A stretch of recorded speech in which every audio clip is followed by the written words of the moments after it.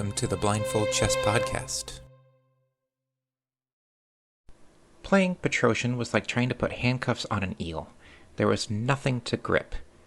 A quote from Harold Schonberg. Petrosian reminds me of a hedgehog.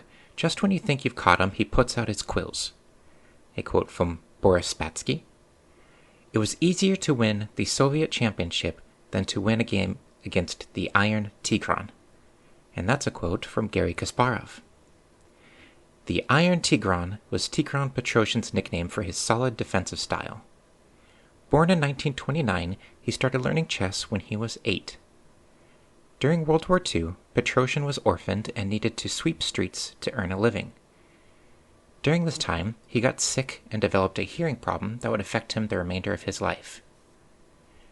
Using his ration money, Petrosian bought Chess Praxis by Nimzowitsch, and by the age of 12, he began training at the Tiflis Palace of Pioneers, a place where students could focus on creative work and sports training. His first coach, Archel Eberlich, was a fan of Nimzowitsch and Capablanca, who discouraged wild tactics and speculative combinations. Eberlich's solid style made its way into Tigran's play. In 1946, at the age of 17, Petrosian won the Armenian Chess Championship, the USSR Junior Championship, and earned his candidate master title. In 1951, Petrosian was in Moscow participating in the Soviet Championship. At that tournament, he played the world champion Mikhail Botvinnik for the first time. That game went through 2 different adjournments and lasted a total of 11 hours of play before he could secure the draw. Tigran ended up finishing second in that tournament, earning him his international master title.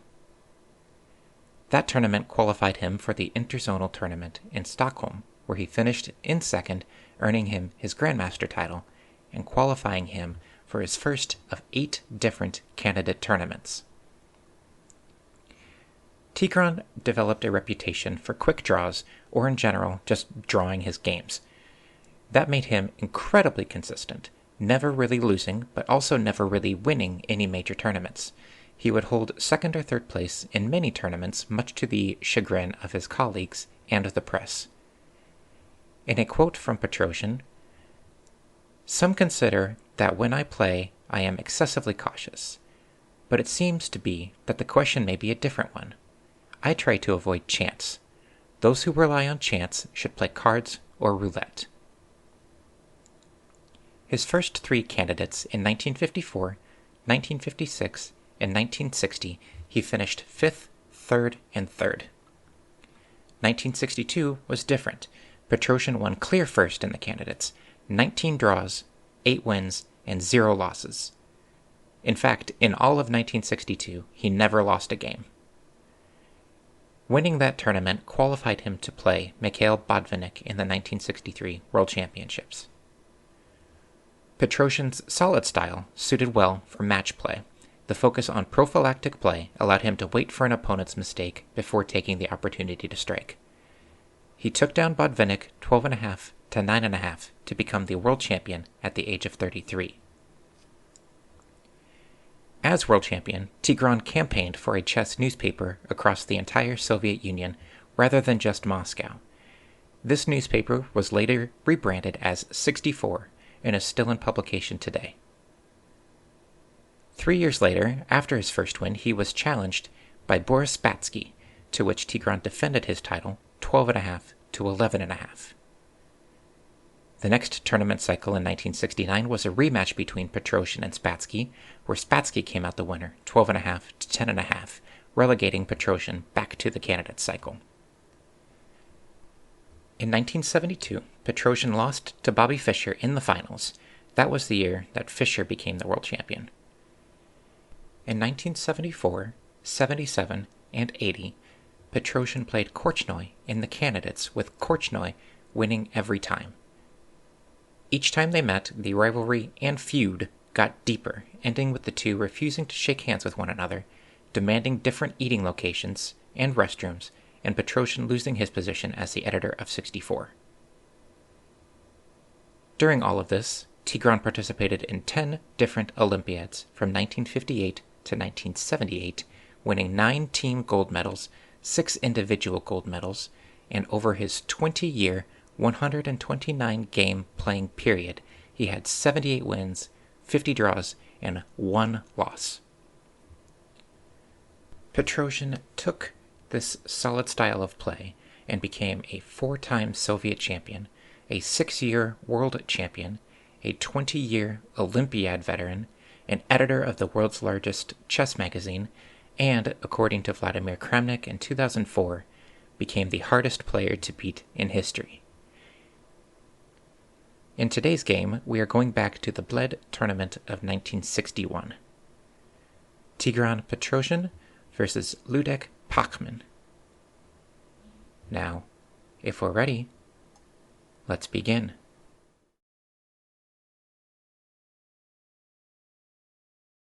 Knight f3.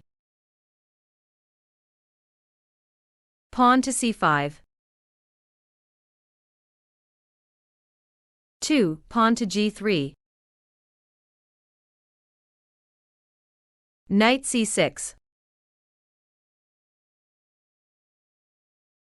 3. Bishop g2. Pawn to g6. 4. Castle kingside.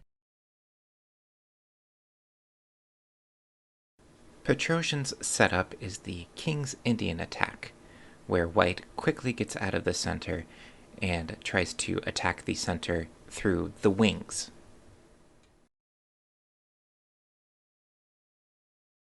Bishop g7.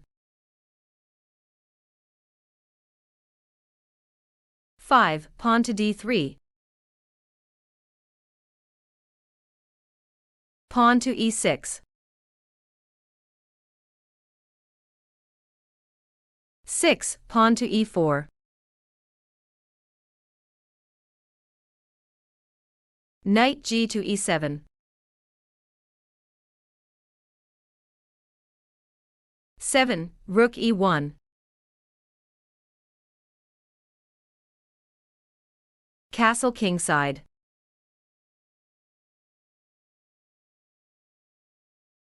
8. Pawn to e5. I want to take a moment here. White has yet to develop any of his pieces on the queen side of the board. So why does he choose a move like pawn to e5 instead of developing one of those pieces?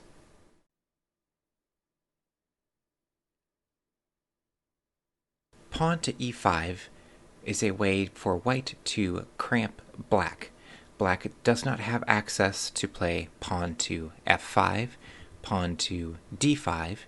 The knight on c6 is blunted, and the bishop on g7's scope has been dramatically reduced, allowing white to move his dark squared bishop without fear of his b2 pawn being captured.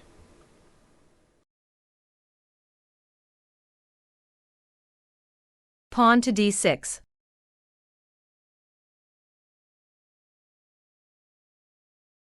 9. Pawn e captures d6.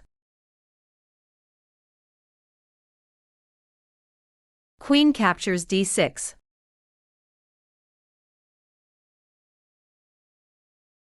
10. Knight b to d2.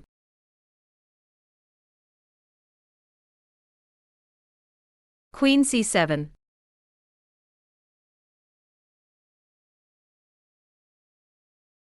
11. Knight b3.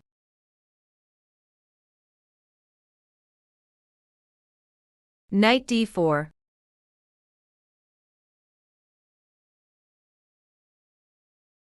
12. Bishop f4.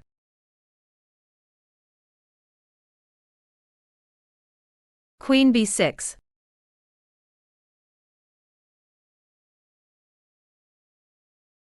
13. Knight e5.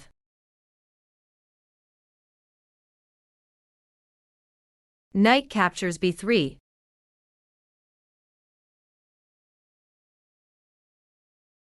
14. Knight c4. Black had just captured White's knight on b3 and is threatening White's rook on a1. Instead of recapturing, White played knight to c4. Why is that?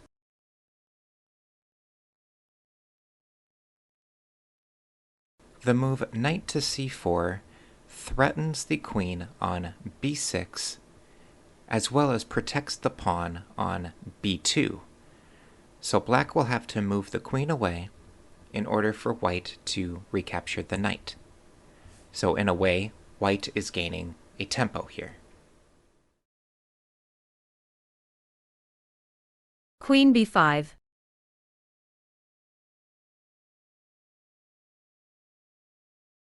(15) Pawn captures b3. Pawn to a5.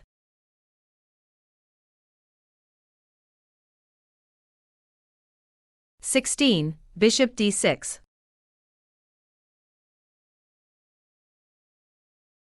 Bishop f6.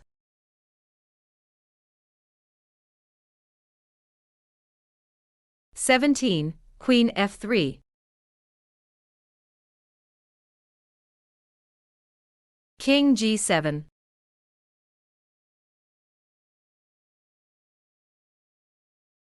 (18) Rook e4.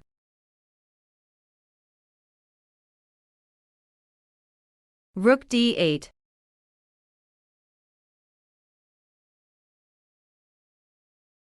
(19) Queen captures f6 check. King captures f6.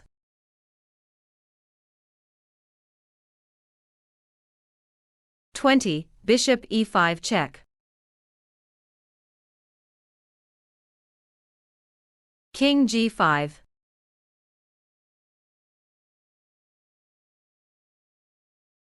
(21) Bishop g7. Black resigns. After the incredible queen sacrifice and then the move bishop to e7, the black king is stuck in the middle of the king side of the board, and there is no way for him to escape.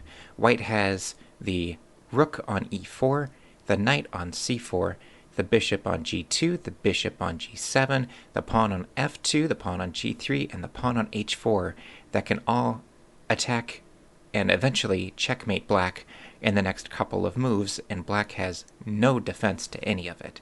It's absolutely insane. Having a reputation as a player that can never lose, and then being able to pull off remarkable games like this, it's no question as to why Petrosian is absolutely cemented into the Hall of Fame of chess history. So that is all that we have for this week.